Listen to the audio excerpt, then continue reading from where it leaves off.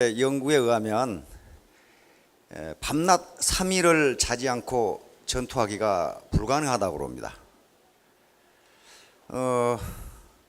실제로 저도 경험을 해봤는데요. 군대에 RCT라는 훈련이 있습니다. 연대 전투단 훈련인데 제가 그때 작전과에 있었기 때문에 잠을 잘 수가 없었어요. 그래서 밤낮 이틀을 꼬박 샜는데 그렇게까지는 할 수 있더라고요, 젊은 시절에. 근데 한 3일 되니까 서 있어도 졸리고 걸어가도 졸리고 정신이 몽롱해요. 그런 상태에서는 전투가 안 되거든요. 그러니까 밤낮 3일을 전투할 수 있으면 전투에 이긴다. 그걸 역으로 이용한 군대가 이스라엘 군대입니다. 이스라엘 군대는 그걸 알고 그러면 우리 군대가 밤낮 3일을 전투할 수 있으면, 안 자고 전투할 수 있으면 이긴다. 정말 이겼어요. 아니, 아랍 군대는 이틀이면 자는데 계속 쌈박질 걸어가지고 전투하면 뭐 이기겠잖아요. 이스라엘 군대는 정신이 아주 깨끗하고 저쪽은 몽롱하니까. 그러면 사업도 밤낮 3일을 안 자고 사업하면 경제전쟁에 이길 수 있잖아요. 근데 우리 애터미에는 그런 수단이 있어요. 뭡니까? 해모임 6개. 그것만 먹으면 밤낮 3일을 안 자고 뛸 수 있어요. 그건 제가 증명을 해요. 제가 이렇게 겉은 멀쩡한데 이거 종합병원이거든요. 저는 위대한 사람이 되지 못합니다. 밥통을 잘라냈거든요. 캔서에 걸려가지고, 그리고 척추도 이거 토목공사를 좀 했고, 디스크에 걸려가지고, 공수훈련 하다가 낙하산 타고 뛰어내려다가 허리를 다쳐가지고 5번 뛰어내렸는데, 그리고 이쪽에 맹장도 또 좀 풀아부름이 있어서 이것도 좀 손 좀 대고, 손은 안 된 데가 없어요. 여기도 또 테니스 하다 부러져가지고 손 좀 대고. 그렇게 되니까 어떻게 되냐 하면은 운동을 못하고 그렇게 되니까 자꾸만 배터리가 방전이 돼요. 그런데 지금 해모임을 먹고 제가 강의를 할 수가 있습니다. 배터리가 방전되는 걸 막을 수가 있어요. 데이비스 리가 이야기한 바와 같이 이 남자 사장님들 하루에 6봉을 드시면 그 주체할 수 없는 정력을 엉뚱한 데 쓰지 마시고 사업하는데 밤낮 3일을 뛰면 성공할 수 있습니다. 여성 사장님들 혹시 이 남정네가 하체가 부실하다면 6포만 들게 하시면 아마 튼튼해지실 겁니다. 야, 그런데 6포를 어떻게 먹나? 그렇게 되면 우리 또 박한길 회장님이 섭하지. 왜냐하면 지출을 정해놓고 그 이상 벌어버리면 된다 그랬는데, 그러니까 하루에 6봉 먹고 하루에 600포를 벌어버리면 되잖아요. 그렇게 하라 그랬거든. 그러니까 어제 그렇게 목이 터지라고 강의했는데 아침에 금방 잊어버리고 6포를 어떻게 먹나? 그러면 곤란하죠. 하여간 효과가 있습니다. 제가 실험을 해봤으니까 전 걸핏하면 배터리가 방전됐거든요. 그걸 물어보니까 병원에 가서 왜 그러냐 그랬더니 세포 속에 미토콘드리아가 작동을 안 한대요. 미토콘드리아가 에너지 제너레이터거든요. 에너지 만들어내는데 그게 작동을 안 한다 그러더라고. 그래서 힘이 없대요. 그러니까 겉은 멀쩡한데 힘이 나오지 않는다. 어제 그 8학년 3반 할머니께서 말씀하셨잖아요. 앞으로 가는데 옆으로 걸어가고, 시장 와서 버스 타려고 의자에 앉아있다가 보따리 놔두고 몸만 오고, 그런 게 없어져요, 사실은. 그런 게 없어진다고 합니다. 자, 그 중국이라고 하는 나라가 만들어져 가지고 300년 이상 간 적이 거의 없어요. 거의 300년 만에 망하고, 어떤 것은 뭐 10년 만에 망하고, 수나라 같은 경우는 15년 만에 망해버리고, 진나라 진시황 있잖아요. 천하를 통일했지만 15년 만에 망했어요. 다 그러니까 싸움으로 지고 셉니다. 몽고족이 세운 원나라도 그렇게 해서 무너지는데, 그때마다 영웅호걸들, 다시 말하면 뭐 말이 영웅호걸이지 전부 반란군들이죠. 전부 군벌들이죠. 일어나서 이제 천하를 차지하겠다고 싸웁니다. 그래서 원나라가 망하고 명나라가 서는데 그 주원장이라는 사람도 그렇게 해서 이제 명나라를 세웠어요. 명나라 태조가 황제가 됐죠.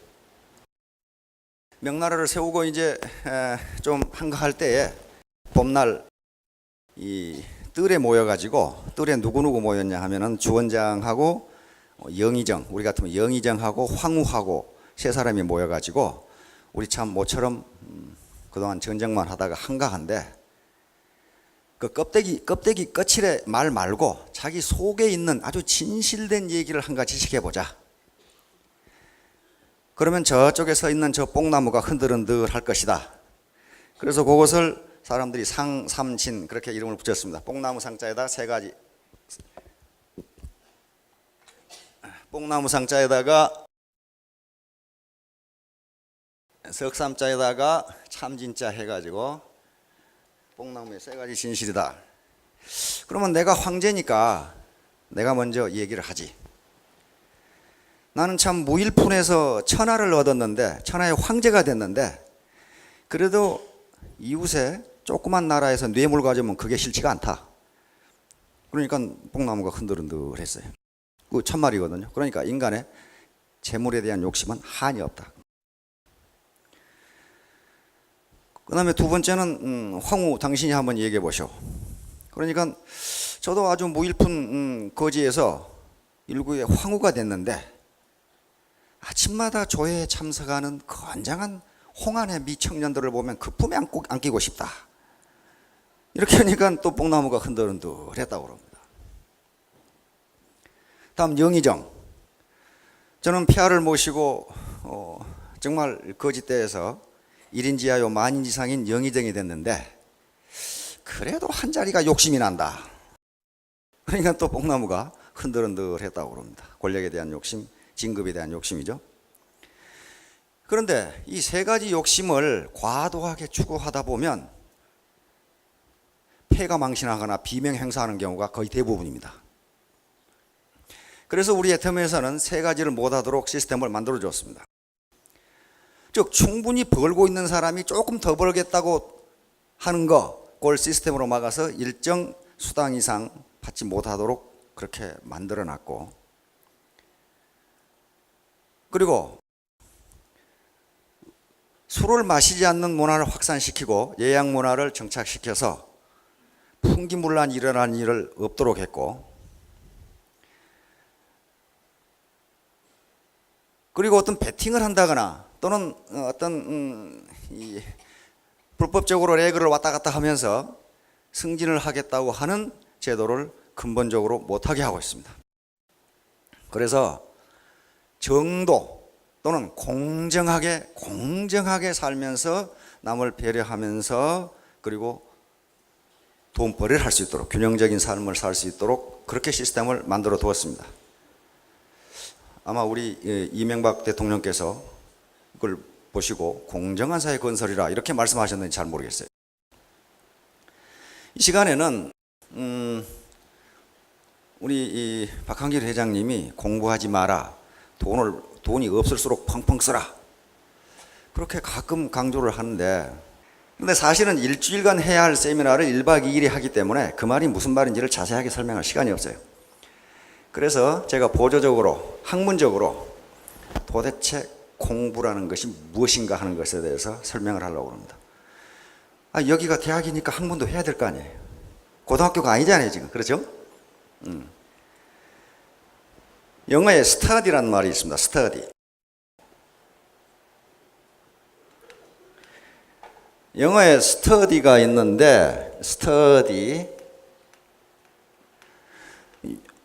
우리가 구한말의 영어를 받아들였으니까 저걸 어떻게 번역을 해야 될 거 아니에요. 우리는 스터디를 뭘로 번역을 해야 돼요. 그런데 동양 3국, 한중일, 이 동양 3국은 한자 문화권입니다. 한자 문화권이기 때문에 우리 국어사전에 있는 단어의 85%가 한자예요. 한자 말이에요. 순수한 우리말도 있는데 많이 죽어버리고 없어요. 그럼 동양 3국이 이 스터디를 어떻게 번역하느냐? 번역하는 게 다 달라요. 한자를 쓰는데 다 달라. 중국에서 오신 분 어디 스터디를 뭐라고 번역해요? 스터디. 글을 읽다. 에? 에? 에? 글을 읽다.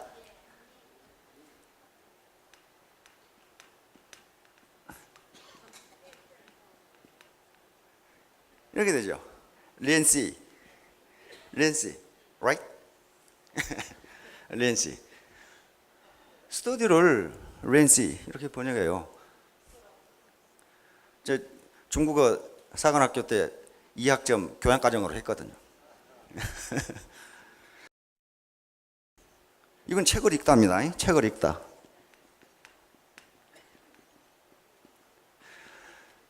자, 일본에서 오신 분 스터디를 어떻게 번역합니까? 일본에서 오신 분? 예? 뱅교.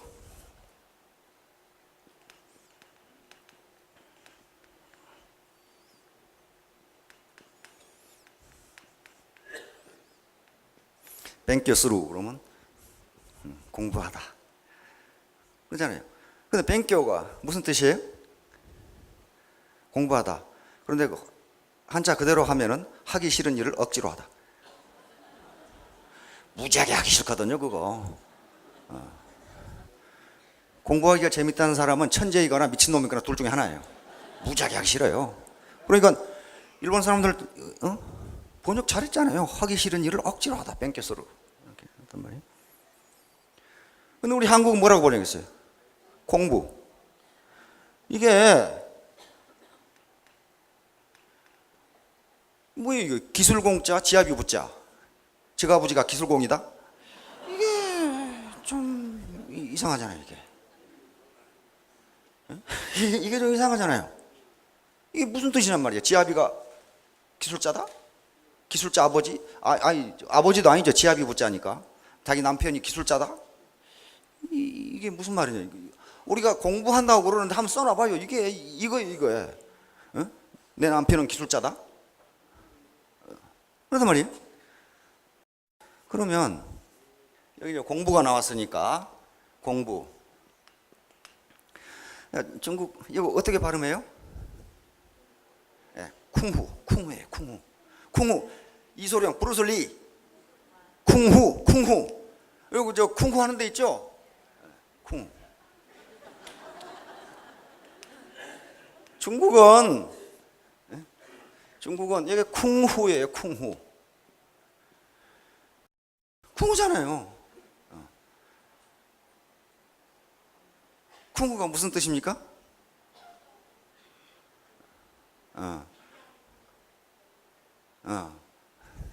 몸의 단련을 통해서 달인이 되는 경지. 이게 쿵후예요. 몸. 여러분들 이소룡 알죠? 이연걸. 쿵후. 자, 일본도 공부가 있어요. 뭐라고 발음하죠? 쿠. 그렇죠? 여기다가 쿠스루 이렇게 붙여주면 요리조리 궁리하다. 그 말이에요. 우리 개념으로 공부하는 뜻이 아니에요. 요리조리 하여간 요령을 한번 생각해보다. 그러면 이제 한국만 남았는데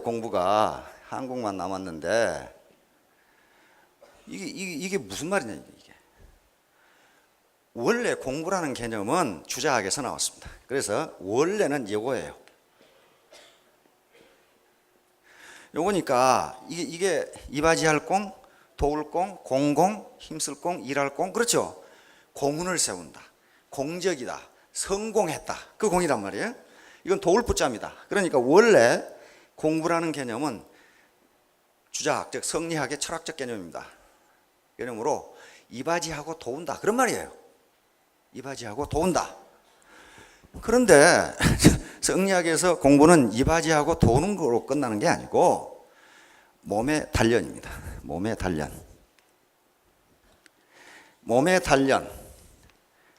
단련을 공부라고 하는데, 그런데 성리학에서는 몸의 단련, 머리는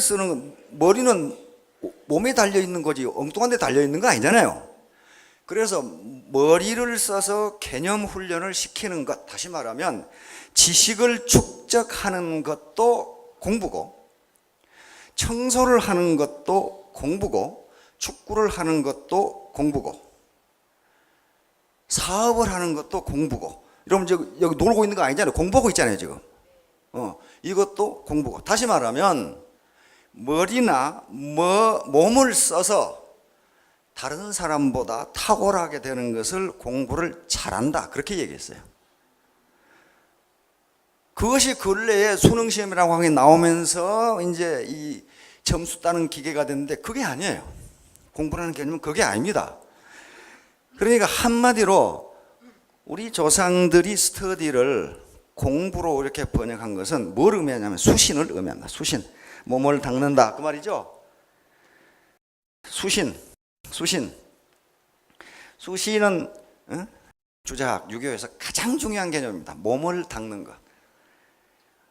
머리 개념 훈련도 시키고 몸도 단련해서 행동을 바르게 하고 부지런하게 하고 하는 것을 공부라 그랬어요.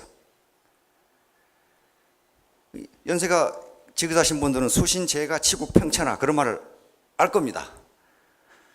수신, 그 다음에 뭐예요? 제가 가지런할 제자입니다. 제가 집을 가지런하게 하고, 그 다음에 치국하고 뭐예요? 평천한다, 그 말이죠. 몸을 닦는 것이 먼저예요. 머리가 아니고, 머리는 이 앞에 또 있어요. 경물치지 성의 정심 이렇게 있습니다. 경물치지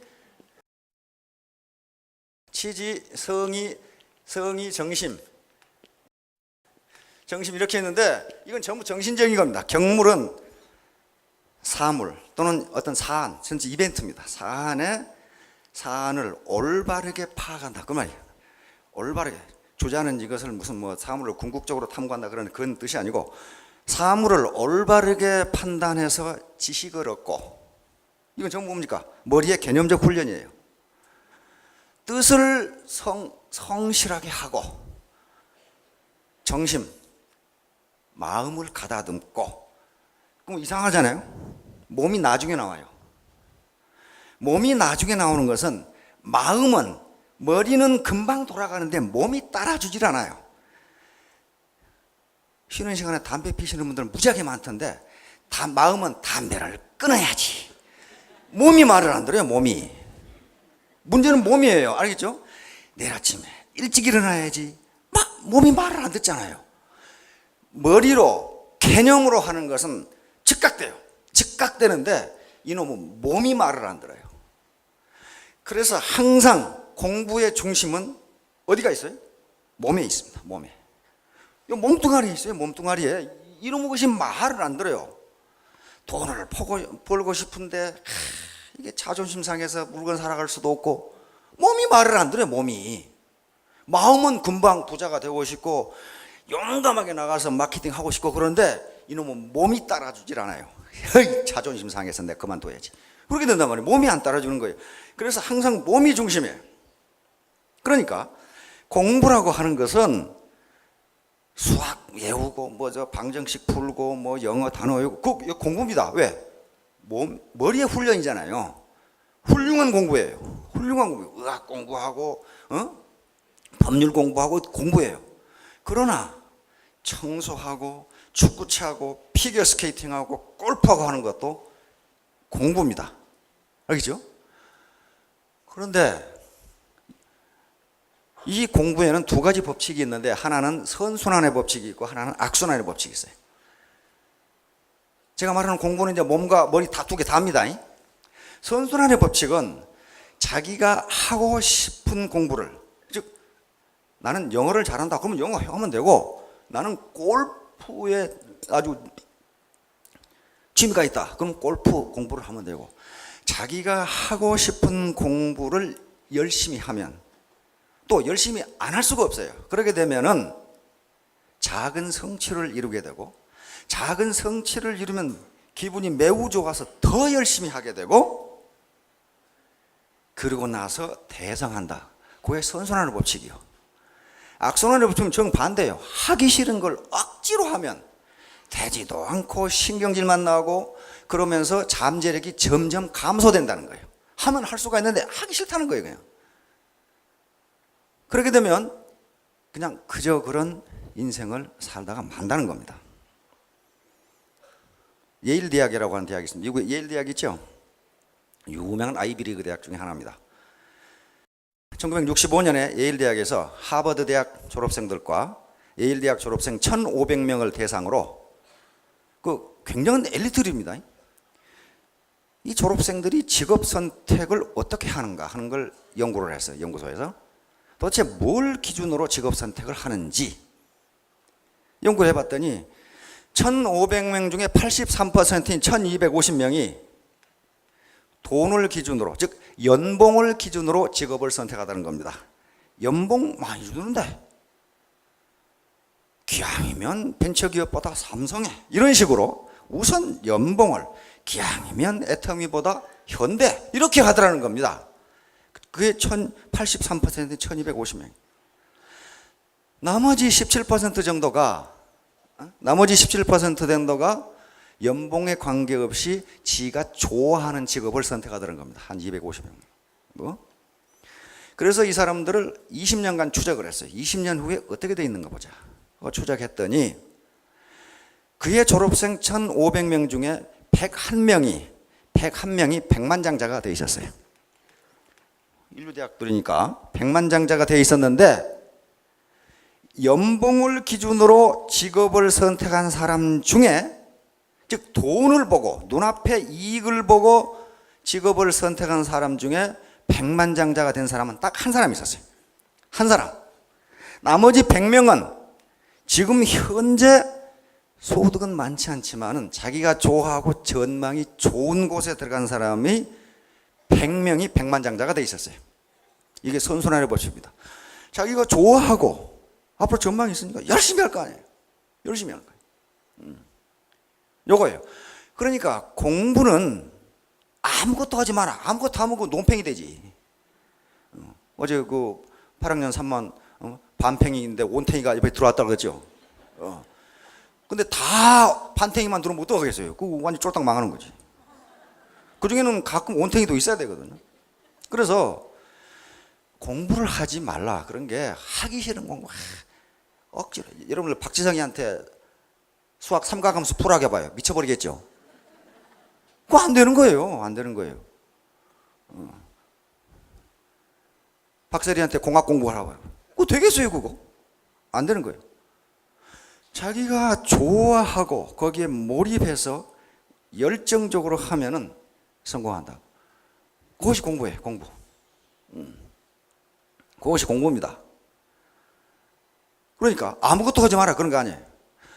그렇게 하다 보면 나중에 필요한 공부가 돼요. 여러분 박세리 어떻습니까?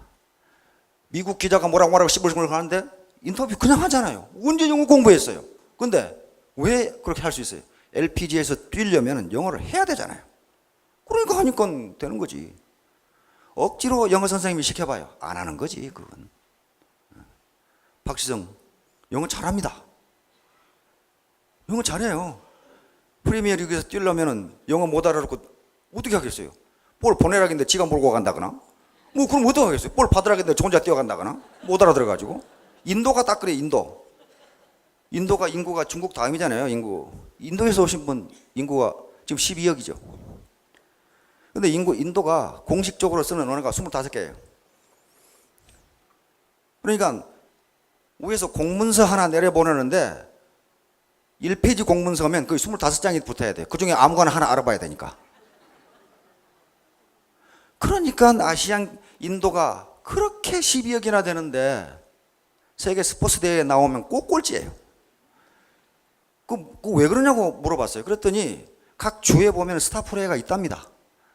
스타프레가 있는데 서로 말을 못 알아가지고 이 자식이 볼을 보내라고 그러는지 뭐 어디로 차라고 그러는지 못 알아듣고 또 종교가 달라가지고 종교 힌두교 그다음에 뭡니까 이슬람교 무슨 뭐 시어파 무슨 파 해가지고 연습할 시간에 어떤 놈은 기도로 가고 뭐 그따 보니까 이게 도저히 안 된대요. 그러니까 차라리 전국의 스타 프로를 모으는 것보다 한 주에 동네 축구팀 데려오는 게 더 낫답니다. 그래서 맨날 꼴찌만 하는 거지.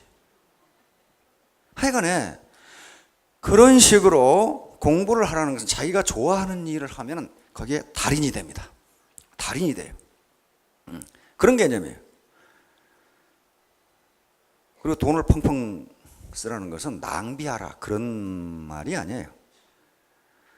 투자하지 않고 거기서 소득을 거둔다는 것은 불가능합니다. 불가능해.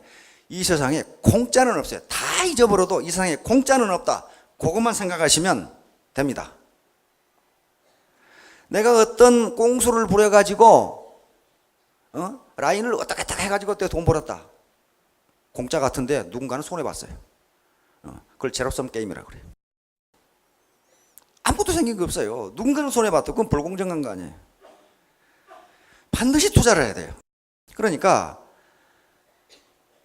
난 돈이 없는데 어떻게 투자하냐. 투자는 부모의 관심입니다. 관심, 자녀에 대한 관심.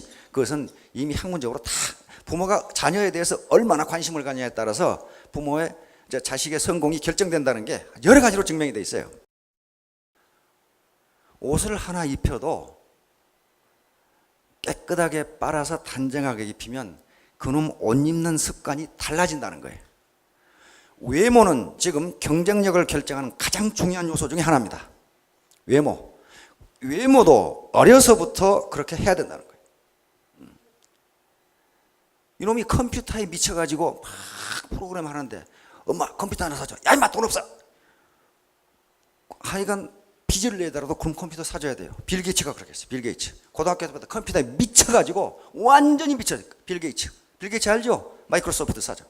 고등학교 때부터 컴퓨터에 미쳐가지고 잠도 안 자고 옆에 워싱턴 대학에 가서 컴퓨터 했어요. 그래서 하버드 들어갔죠. 2년 다니다 그만 중퇴했어요. 왜 그거 다닐 필요가 없거든. 이미 머리에 지금 이제 컴퓨터가 왔다 갔다 하는데 그 하버드 다니면서 뭐 하겠어요? 그럼 그만 놓았어요, 하버드. 그래가지고 세계 최고 부자가 됐습니다.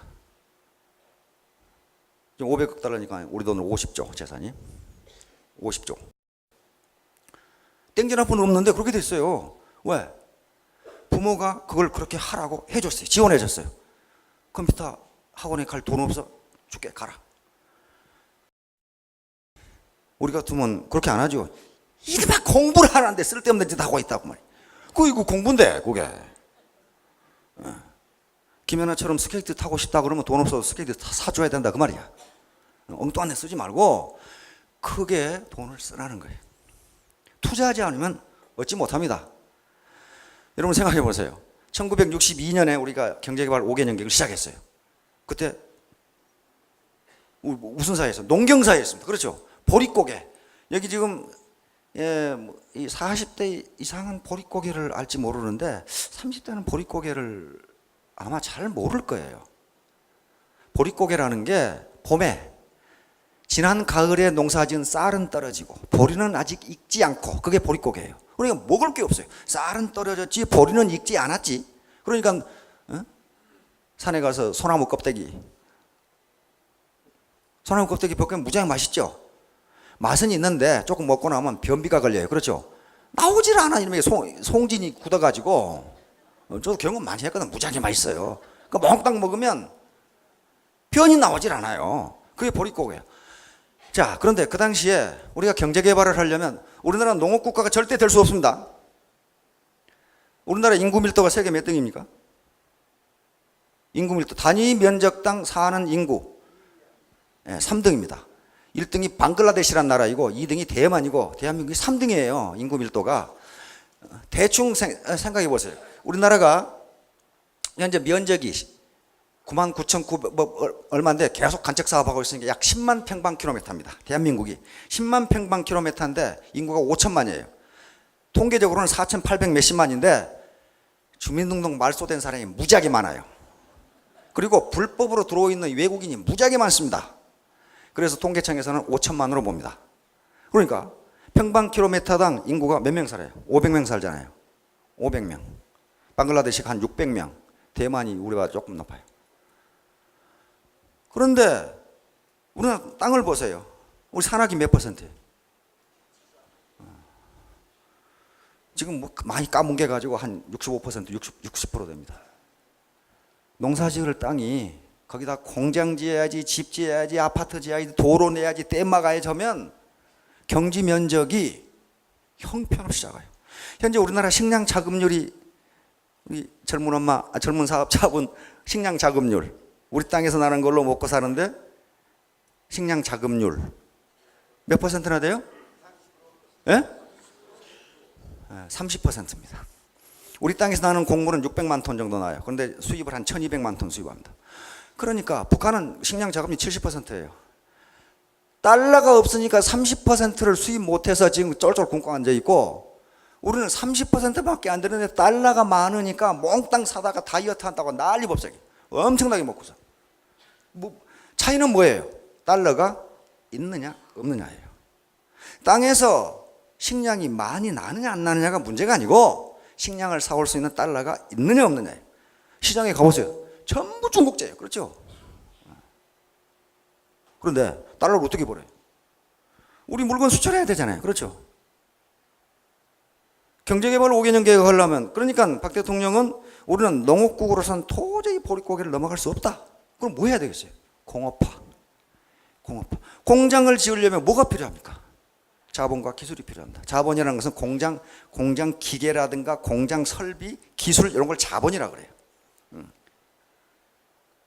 그다음에 그걸 지을 수 있는 기술이 있어야 되고, 그리고 공장을 지어 놓으면 뭐예요? 우리나라 원료가 하나도 없어요. 원료가 없잖아요. 지하자원이 없어요. 지하자원이. 죄다 해외에서 사와요. 그거 공짜로 줍니까? 달러를 줘야 줘요. 그러면 아이고 우리는 돈 없으니까 그냥 농사지어서 콩 한 조각도 열이 날아 먹는데 그냥 나눠 먹고 살지. 그랬으면 지금도 계속 콩 한 조각 가지고 열이 날아 먹고 앉았을 거예요. 해외에서 돈을 왕창 빌려다가 투자를 했어요. 그렇죠? 포항제철 어디가 있습니까? 그야 당연히 포항에 있지. 광양제철 어디가 있습니까? 광양에 있지. 현대제철 어디가 있습니까? 당진에 있지. 인천제철 어디가 있어요? 인천에 있지. 그 제철 공장 공통점이 뭐예요? 퀴즈. 바닷가에 있다는 겁니다. 바닷가에 있어요. 그 바닷가에 있는 게 뭐가 이상하냐? 그 매우 이상한 겁니다. 원래 공학을 하시는 분 있겠지만은 공업 입지론이라는 게 있어요. 공업 입지론에서 제철 공장은 산중에 있어야 돼요. 왜냐하면 그 바우덩어리를 캐내서 가져올 수가 없으니까 거기서 녹여서 쇠만 가져오는 게 수송비가 덜 들어요. 그리고 제철 공장에 들어가는 유연탄도 어디가 있어요? 산에가 있지 바다에가 있는 거 아니에요.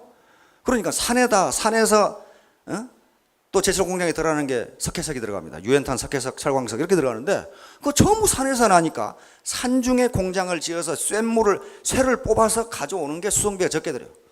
거기서 뭐 석회석 싣고 올라, 유연탄 싣고 올라, 무슨 바위덩어리 싣고 올라, 그러면 수송비가 많이 들잖아요. 수송비가. 그런데 우리는 그런 게 우리 땅에 전혀 안 나니까 바닷가에 지어놔야 수입할 거 아니에요. 그래서 거기서 지어놓은 거예요. 죄다 바닷가에 다 지어놓은 거예요. 산중에 안 지어놨어요. 그러면 그거 사오려면 어떻게 해요? 돈이 있어야 돼. 달러가. 만약에 우리가 가난하다고 투자를 안 했으면 지금도 그 모양 굽고 올 거예요. 해외에서 돈을 왕창 빌려다가 투자를 했습니다. 그래서 한때는 외채 만국농가에 나왔지만 지금 다 갖고 순채권국이 됐습니다. 순채권국이라는 것은 국가 간의 국제 간의 거래에 있어서 우리가 빌려준 돈이 우리가 빌려온 돈보다 많다 그런 말이에요. 빌려준 돈이 지금 한 2,700억 불 되죠. 엄청나게 많습니다. 그걸 외화 준비 자산이라고 합니다. 외화 준비 자산은 우리 한국은행이 가지고 있습니다. 한국은행이 가지고 있는데 그 국내 가만 놔두면 이자 못 받잖아요. 그러니까 전부 국가 비상시를 대비해서 각국에 예금을 해놨어요. 그래야 나중에 국가 비상사태 벌어지면 갖다 쓸 거 아니에요. 그리고 한국은행은 금을 가지고 있습니다. 금을 가지고 있어요. 그래서 금도 거의 대부분이 미 연방준비은행 퍽스나트 창고에다가 맡겨놨고 국내 또 금이 있습니다. 지방에 이 한국은행 지점에 뭐 그거 원장에 또 털러 가실 분은 안 계실지 모르겠지만은 그 털러 가도 모릅니다. 한국은행에 금이 어디 있는지는 딱 세 사람만 알아요. 한국은행장하고 그걸 보관하고 있는 세 사람만 알고 있어요. 금이 어디 있는지를 몰라요. 그래가지고 그거 다 카운트하면은 우리가 가지고 있는 대외 자산이 또 우리가 빌려준 돈이 해외에서 우리가 빌려온 돈보다 더 많다 그 말이에요. 그러니까 순채권이죠. 채권국이. 그러니까 우리 자급자족 해보자. 자력갱생. 아주 김일성하고 김정일이 아주 즐겨 쓰는 말인데 자력갱생하다가 쫄딱 망한 거예요. 안 되는 거예요. 왜? 해외에서 기계가 들어온다고 하는 것은 그 기계 속에 기술이 들어있어요. 따라서 기술이 그 수준 이상 되지 않으면 그런 기계를 만들 수가 없어요. 예를 들면 1970년대, 60년대 우리 섬유기계 만들었습니다. 섬유기계 만들었어요. 그런데 일본에서 수입한 섬유기계가 더 좋았어요. 그러면 우리 거 안 쓰고 뭘 쓰겠어요? 일본 걸 써요. 왜 그러냐면은 그걸로 만든 제품의 품질의 차이가 나니까 수출이 안 돼요. 좋은 기계를 안 만들면. 자, 그런 의미에서 돈을 펑펑 쓰라는 게 자녀에게 투자라는 겁니다. 자녀에게 투자하는 것은 자녀가 성공할 수 있는 시스템을 만들어주는 거예요. 그 시스템은 환경이고 기회입니다. 찬스입니다. opportunity이고 환경이고 기회예요. 그걸 안 만들어주면 보고 자라는 요 머릿속에 뭐가 들어가요? 빈곤 DNA가 들어가요. 아이고 나는 가난하지. 그런 게 들어가요. 그런 게 무의식 중에 들어갑니다. 그래서 자녀는 항상 자신감을 넣어줘야 되고 그것이 불필요한 것이 아니라면 지가 좋아해서 뭔가 열심히 하려고 하는 것이면 빚을 내더라도 사주라 하는 거예요.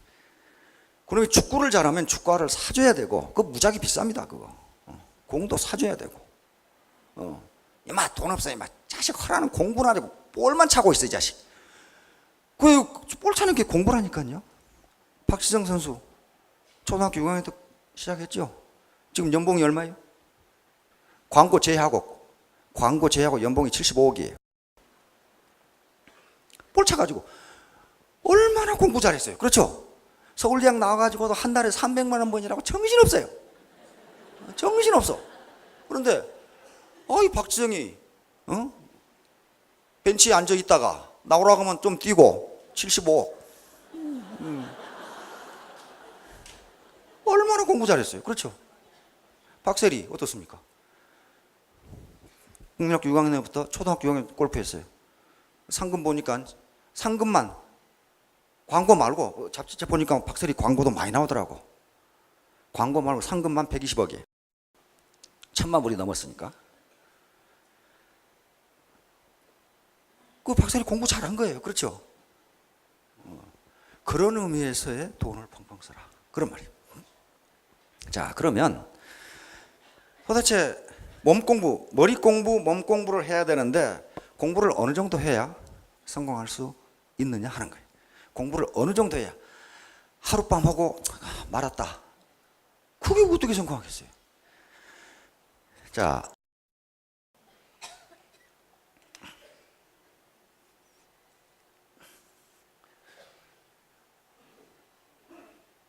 성공하는 데 있어서 절대 시간이라고 하는 것이 있습니다. 절대 시간.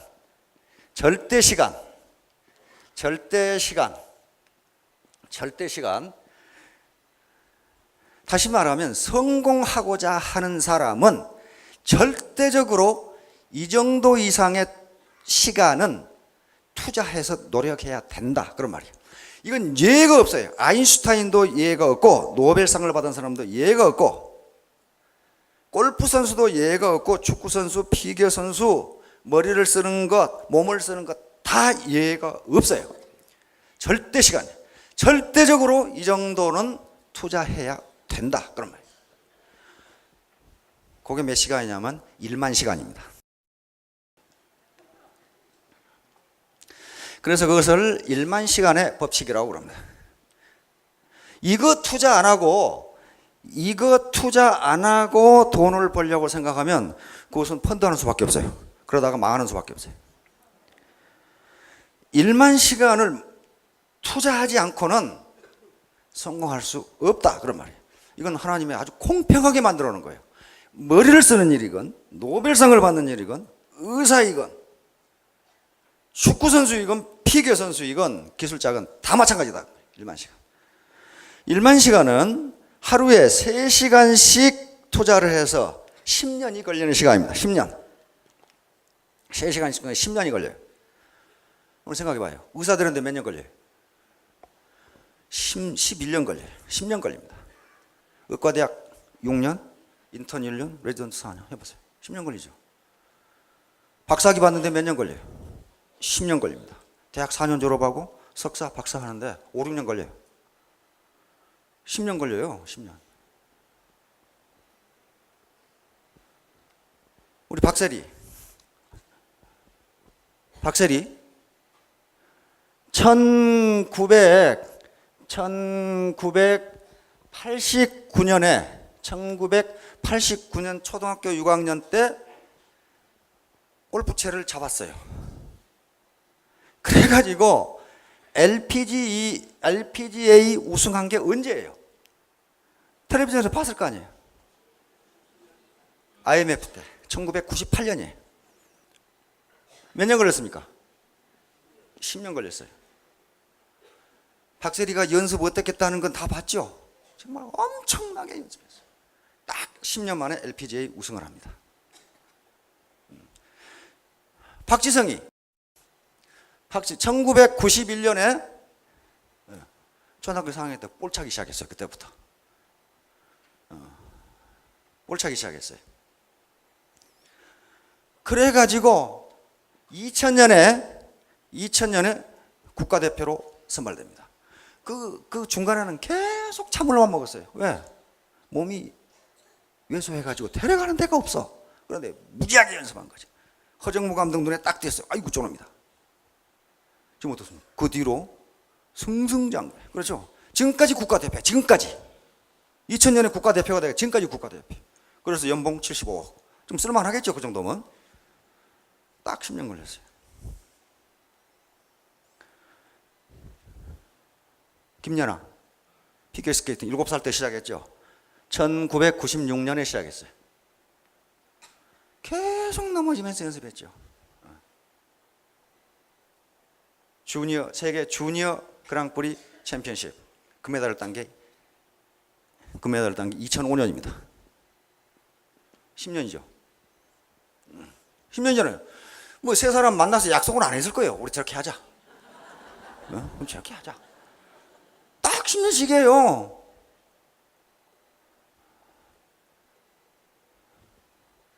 여기서 시간 투자는 몰입을 의미합니다. 몰입. 그러니까 열심히 그것에 빠져서 빠질 몰자죠. 빠질 몰자 들어갈 입자니까 빠져 들어간다. 다시 미쳤다 그 말이에요. 미치지 않고서는 이렇게 안 된다는 거예요. 아주 공평하게. 머리가 좋은 사람은 금방 하느냐? 천만의 말씀. 머리가 암만 좋아도 몸이 따라주지 않으니까 아까 수신 얘기했죠. 몸이 따라주지 않으니까 이렇게 열심히 몰입하지 않으면 안 된다는 거예요. 다 머리 IQ 높고 낮음에 관계없이 다 그렇다고 말이에요. 다 그래요. 만약에 머리 가지고 승부를 한다면 IQ 200짜리가 노벨상 다 타야지. 그러잖아요. 하버드 나온 놈이 다 타야지. 하버드 나온 사람, 노벨상 사람 별 사람 없어요. 전부 그 시골 칼리지 나온 사람들이.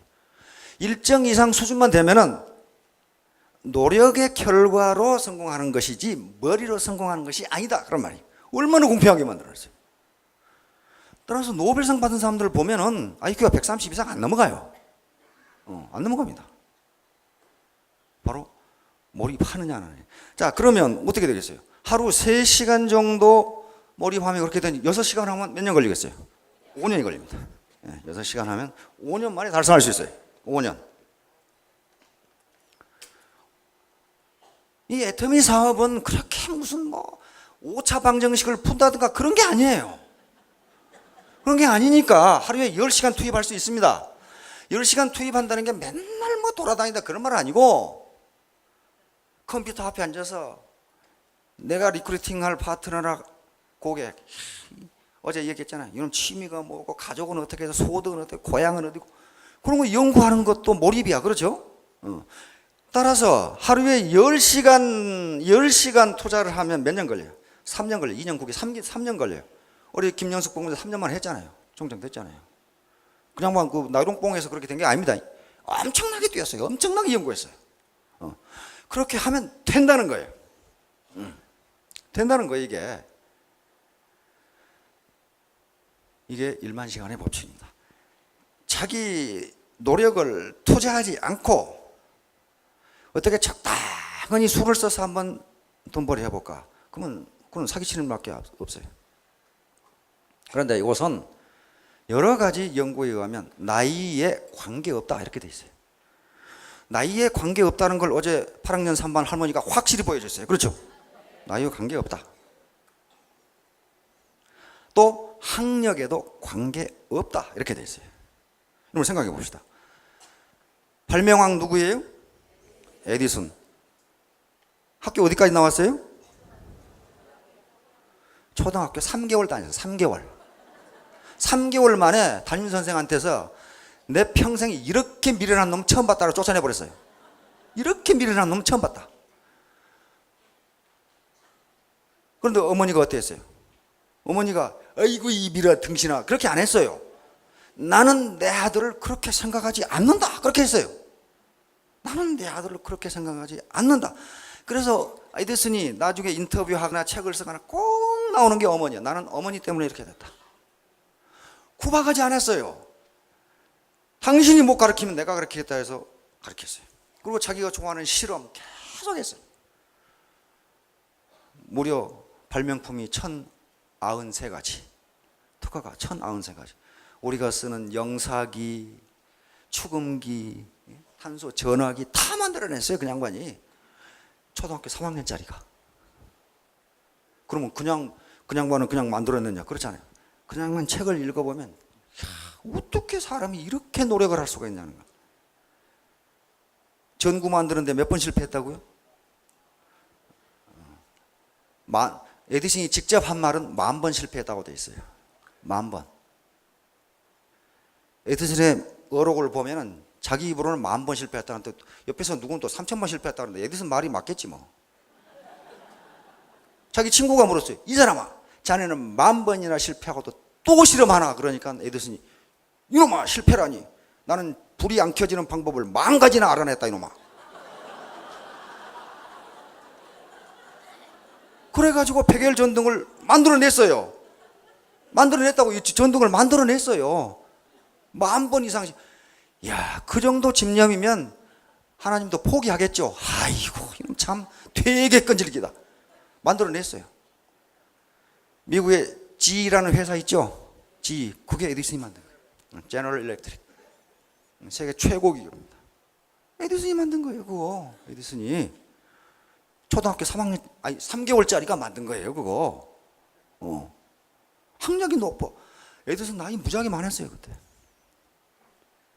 시내에 가면 KFC 있죠? 켄터키 프라이드 치킨.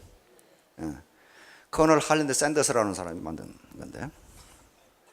할랜드 샌더스. 이 양반도 학력이 아주 형편없어. 6살 때 아버지 돌아가시고. 아버지 돌아가시니까 엄마 도망가버리고. 그리고 초등학교 중퇴했어요. 그리고 10살 때 이제 드디어 노동판에 뛰어들었어요. 먹고 살아야 되니까. 안 해본 것이 없어요. 농장 노동부, 철도 노동부, 유람선 노동자, 외판원, 이제 보험 외판원, 청소부 다 했어요. 그러다가 어떻게 돈 좀 모아가지고 20살 때, 20대 초반에 결혼을 했어요. 결혼을 해가지고 그동안 모아놓은 것 가지고 사업을 시작했는데 쫄딱 망했어요. 완전히 알거지가 됐어요. 근데 알거지가 되면 왜 마누라한테 도망가는 거 몰라. 마누라 도망가 버렸어요. 그리고 혼자 이제 완전히 쫄딱 망해가지고 그때부터 다시 또 노동판에 또 뛰어듭니다. 노동판에 또 뛰어들어요. 주유소 노동자 무슨 노동자 아주 안 해본 일이 없어요. 노동판에 뛰어들어요. 그러다가 주유소에 기름 넣고 있는데 관광객이 와가지고 어떻게 이 마을은 먹을 게 없나? 그렇게 한단 말이야. 그런데 그게 번뜩 머리 떠올랐어요. 어머니가 가르쳐 주셨던 닭튀김 요리. 우리 어머니가 그 닭튀김 요리를 무지하게 잘했는데 이렇게 되단 말이에요. 그래가지고 시장에 가서 닭을 사다가 닭튀김 요리를 해보니까 지가 먹어보니까 무지하게 맛있거든. 다른 놈한테 먹어보라 그래서 맛있다 이거야. 그래가지고 연구에 연구를 거듭해서 그 당시에는 없었던 맛을 만들어냅니다. 다시 말하면 레시피를 만들고 좋은 닭을 고르는 법을 알고 그래가지고 창업을 합니다. 창업. 회사를 만들어요. KFC, 켄터키 프라이드 치킨이라는 회사를 만드는데 얼마 가지고? 105달러 가지고. 105달러면 지금 돈으로 오면 뭐 얼마나 되나 와? 한 12만 원 가지고 회사를 만들어요. 그때가 나이가 65세. 65세.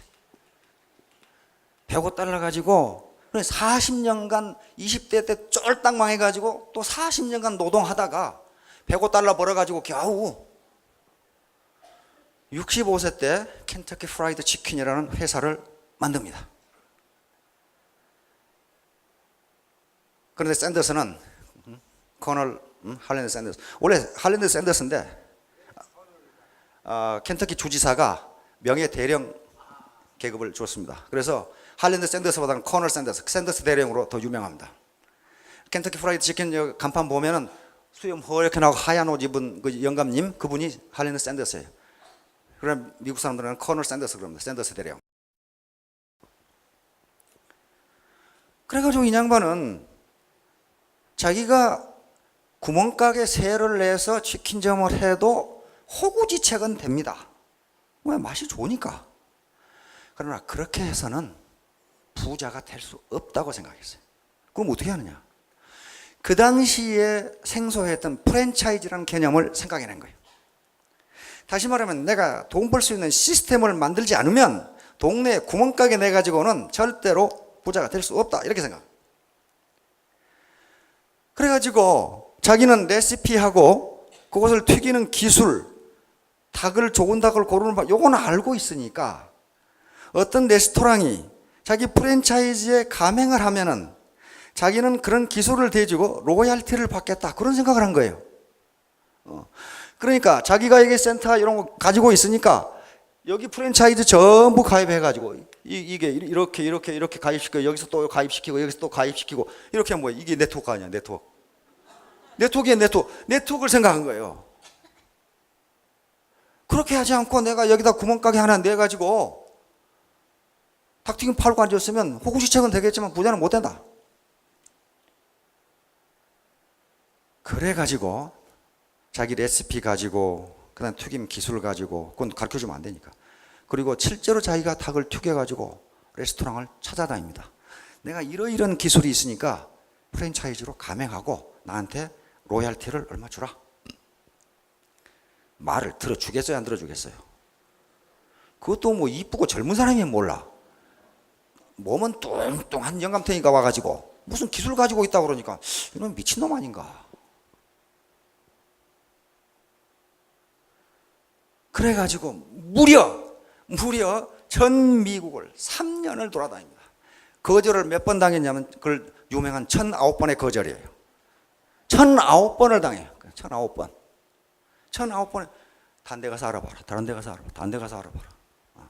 3년 동안 아주 발이 부르트게 미국을 쫓아다녔어요. 하루에 10시간 이상 투자한 거예요. 그렇죠? 미국은 우리나라하고 땅덩어리 규모가 다릅니다. 서울에서 제주도까지 시간이 얼마나 걸리죠? 비행기 타면? 1시간인가요? 1시간 반? 그 정도 1시간? 뉴욕에서 LA까지 몇 시간 걸려요? 비행기 타고. 몇 시간이 걸리죠? 뉴욕에서 LA까지. 예? 한 6시간 이상 걸립니다. 그럼 미국의 땅덩어리가 얼마나 큰가 알겠죠? 서울에서 제주도까지 1시간 걸리는데 뉴욕에서 LA까지 6시간이 걸리니까 땅덩어리 얼마나 크겠어요? 거길 다 돌아다녔어요. 그래서 1010번째 성공을 합니다. 1010번째. 몇 년 만이에요? 10시간 투자해서 3년 만에 성공을 해요. 이때가 그러니까 68세. 그렇죠? 3년 돌아다녔으니까. KFC를 창업해서 프랜차이즈 1호 가맹점을 성공시키는데 3년이 걸렸으니까 68세에 KFC가 드디어 프랜차이즈 본사로 등장합니다. 이때가 68세예요. 여기 6학년 8반 되시는 분 그렇게 많지 않으실 겁니다. 지금 창업해도 KFC가 될 수 있다고 말이에요. 지금은 전 세계에 약 2만여 개의 프랜차이즈 가맹점을 가진 다국적 기업이 됐습니다. 이 양반은 돌아가셨어요. 1980년에 돌아가셨는데 지금도 엄청난 매출을 올리고 있습니다. 그러니까 몰입, 하루에 10시간 이상 몰입하면 3년이면 된다. 그거 안 하고 학력도 필요 없고 연령도 관계없다. 단지 내가 거기에 몰입할 수 있느냐 하는 것만 있으면 된다. 그런 개념이에요 지금. 자, 그런데 그러면 1만 시간만 투입하면 되느냐? 또 그건 아니에요. 만일에 샌더스 대령이, 커널 샌더스가 아이고 나는 구멍가게 하나 빌려가지고 이렇게 해야 되겠다. 부자가 돼요 못 돼요? 동네에서 튀김닭집 해가지고 부자 못 됩니다. 뭘 생각한 거예요? 시스템을 생각한 거예요. 시스템이 받쳐주지 않으면 용 빼는 재주가 있어도 부자 못 됩니다. 부자 못 돼요. 서울대가 아니라 뭐 하버드를 나와도 기업에 들어가가지고 연봉 4,500, 4,5천 받아가지고는 부자 못 돼요. 그거 쓰느라고 정신없어요. 왜냐하면 그 사람은 자기 시스템을 가진 게 아니고 시스템 속에서 들어가 있기 때문에 저 좀비 PC처럼 위에서 명령하는 대로 그냥 수동적으로 움직일 뿐이 그래요. 그래서 시스템이 뒷받침되지 않으면 성공할 수 없다 하는 거예요. 그러면 시스템을 가져야 되는데 시스템을 갖는 방법은 세 가지가 있습니다. 첫째는 자기가 시스템을 만들면 돼요. 우리 정주영 회장님이나 이병철 회장님 어떻습니까? 그 기업을 창업한다고 말이에요. 시스템을 자기가 만들었다. 시스템을 자기가 만들었어요. 그래서 다른 사람들이 시스템 메이킹입니다. 다른 사람들이 자기를 위해서 일을 해죠. 샌더스 어떻습니까? 자기 시스템을 만들었잖아요. 동네 구멍가게에서 안 했어요. 다리가 부러지게 돌아다니면서 프랜차이즈라는 시스템을 만들었어요. 그런데 저거 하려면 시간도 많이 걸리고 돈도 많이 들어요.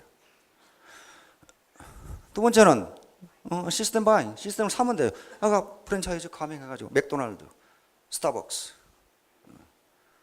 그러면 뭐 원료 걱정할 거 없지, 기술 걱정할 거 없지, 거기서 선전 다 해주지. 가만히 경영만 목만 좋으면 돈벌이 됩니다. 돈벌이 잘 된다 그러더라고요.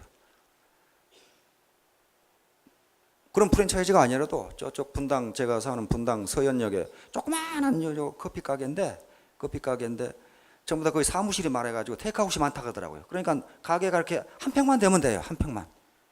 거기 앉아서 먹는 사람은 없고 전부 사무실이니까 점심 먹고 젊은이들이 테이크아웃 해가지고 커피 가지고 가는 거예요. 그래서 그 아는 사람을 물어봤어요. 그 월 뭐 아가씨 봉급 주고 세 주고 그 월 얼마나 남습니까? 그러니까 600만 원 남는다 그러더라고. 그 사람 그거 한 10개 가지고 있으니까 괜찮으죠? 그렇게 하면 돼요. 그렇게 시스템이 있으면. 그런데 그게 쉽지가 않아요. 기술이 있어야 되고. 그다음에 인테리어 값만 해도 한 1억 들어요. 목 좋은 데는 렌트비 무지하게 날라갑니다. 뭐 그렇게 돈 가지고 계시면 가서 한번 해보세요. 또 한 500억 가지고 계신다면 강남에 오피스 건물 하나 사면 됩니다. 그럼 누가 일을 해줘요? 건물이 일을 해줘요. 그렇죠? 건물은 생산자입니다. 그걸 자본이라고 합니다. 자본은 생산을 합니다. 건물은 자본에 들어가거든요.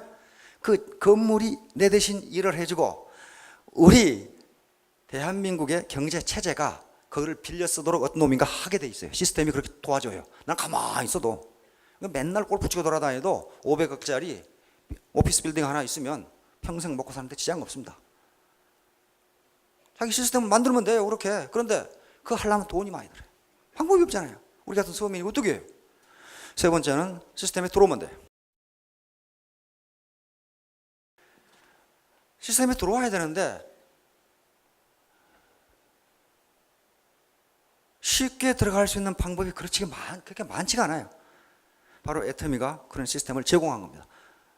여기서 여러분들 뭐 가입비 나라 그랬어요, 인물 시험 봤어요, 토플 시험 봤어요. 시험 하나도 안 봤잖아요. 뭐 마라톤을 했어요. 아무것도 안 했잖아요. 시스템에 그냥 들어갈 수 있는 네트워크가 굉장히 많아요. 많은데 모든 시스템이 성공을 보장해 주는 것은 아닙니다. 빨대 비즈니스를 한 데가 거의 대부분이에요. 위에 사람이 다 빨아먹고 밑에는 고생만, 다리가 부러지게 해야지 남는 게 없어요. 그런 시스템 속에서는 결코 성공할 수가 없어요. 시스템이 뒷받침되지 안 돼요. 그럼 애터미는 성공할 수 있는 시스템을 여러분들에게 제공합니다. 즉 제공할 시스템 4가지가 갖춰야 성공할 수가 있는데 그 중에 3가지를 회사가 제공하고 단지 하나만 하면 된다. 하나도 못하면 그 뭐 방법이 없는 거죠.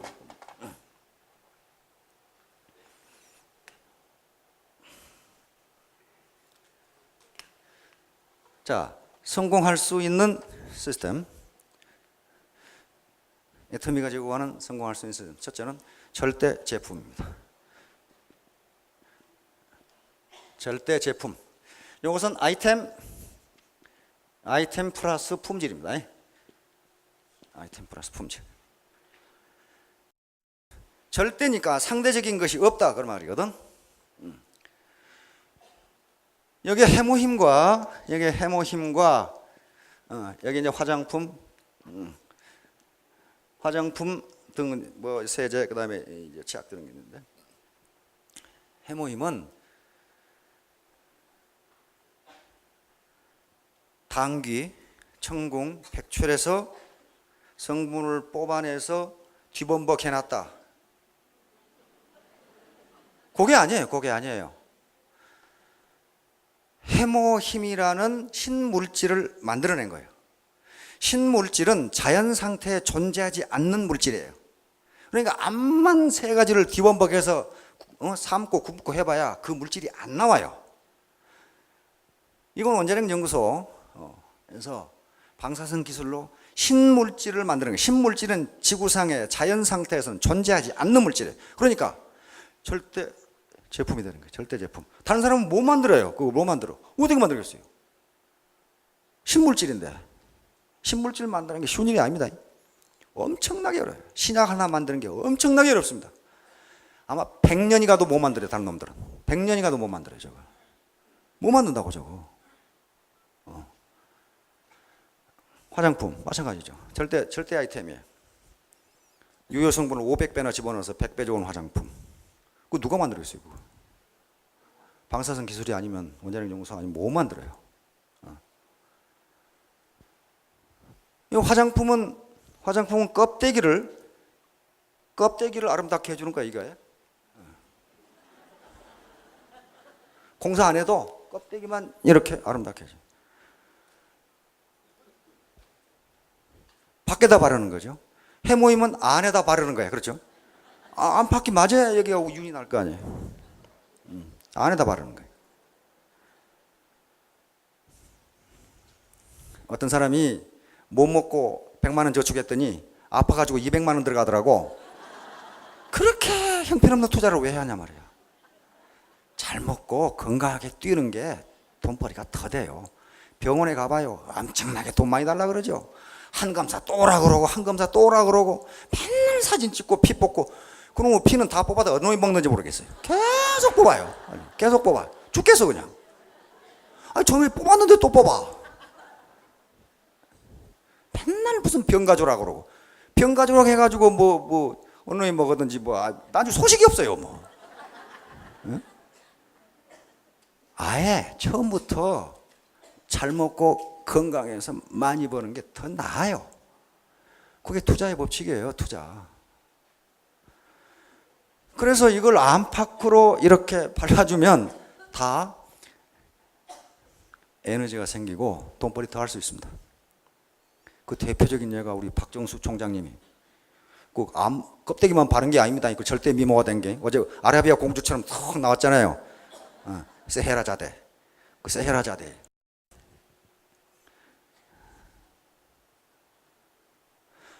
자, 이 절대 제품을 상대할, 경쟁할 아이템이 없는 제품을 여러분들에게 제공했다. 그러면 이걸 비싸게 하면 또 안 되잖아요. 절대 가격.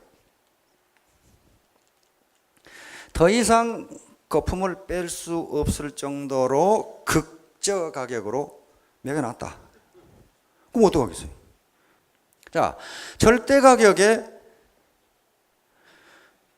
판매할 수 있도록 해줬다. 모든 거품 버블을 완전히 제거했다. 세 번째, 절대 시스템. 절대 시스템이니까 이것은 국내에 있는 네트워크, 해외에 있는 네트워크, 어떤 시스템하고 비교해도 도덕적이고 우수하다. 그건 말이야. 비교할 데가 없다. 절대적이다. 이건 앱솔루트하다. 도덕적이고 우수하다. 양심에 전혀 거릴 것이 없다. 내가 이 물건을 내 친구에게 소개해도 내 양심에 거리끼지 않는다. 내가 내 친구에게 이 사업을 설명해도 양심적으로 거리낄 것이 없다. 이거 절대 시스템이에요. 경영진은 사기꾼이 아니다. 빨대 마케팅을 안 넣는다. 이게 절대 시스템이란 말이에요. 요 세 가지는 회사가 제공합니다. 절대 아이템, 절대 가격, 절대 시스템. 나머지 우리 사업자분은 한 가지만 하면 돼. 한 가지. 절대 시간. 절대 시간 투자. 요것만 하면 되잖아요. 요것만. 요건 앞에 세 가지는 여러분들이 할 수 있는 성질 것이 아니에요. 이건 회사가 어떤 회사든지 저걸 제공하지 않으면, 이 중에 어느 것 하나라도 없으면 안 돼요. 절대 제품. 아마 이 중에 친구가 소개해가지고 자석 담요 산 사람 많을 거예요. 그거 지금 짐 어디 골방에 처박아 놨는데 이사 버리기도 아깝고 저게 쓰기도 별 불편하고 그런 거 많을 거예요. 자석 담요 이불 30만 원, 50만 원, 어떤 건 100만 원. 그건 절대 아이템이 아니에요. 왜? 그런 제품은 얼마든지 나오거든. 얼마든지 있거든. 그 회사가 아니라도. 그러니까 그건 절대적인 것이 아니죠. 절대 가격. 완전히 바가지 씌우는, 내가 만약에 그 사업을 안 하면 그걸 살 마음이 눈꼽만큼도 없는 제품을 그 가격에 사라 그러면 그게 절대 가격이 아니지. 그건 바가지 가격이지. 절대 시스템 마찬가지입니다. 위에서 다 빨아먹고 밑에 진짜 어려운 하급 사업자들은 전혀 소득이 없는, 써봐야 쓸수록 손해만 나는 그런 시스템은 안 되는 거예요. 그러면 여러분들이 해야 할 것은 오직 절대 시간을 투자하는 길밖에는 없어요. 아침에 한 10시에나 센터에 나가가지고 커피 마시고 노닥거리다가 신문 뚜적뚜적 하면서 이놈 죽일 놈, 저놈 죽일 놈, 다 죽일 놈 그러면서 불평하고 있다가 한 3시쯤 해가 중천에 떴을 때 술술 퇴근해 볼까? 그건 시간 투자가 아니고 시간 낭비예요. 시간 투자하고 낭비는 분명히 구분해야 돼. 투자는 거기에 몰입하는 겁니다. 몰입. 밥을 먹거나 무슨 잠을 자나, 잠잘 때 꿈에 나타나요. 그거 나타납니다. 진짜 연구를 해보면 나타나요. 꿈에 나타납니다.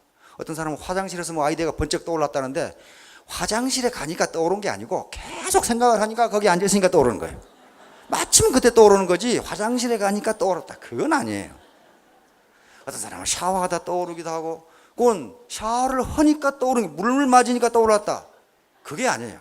계속 생각하는데 하필 그 시간에 떠올랐다 그 말이에요. 아이디어가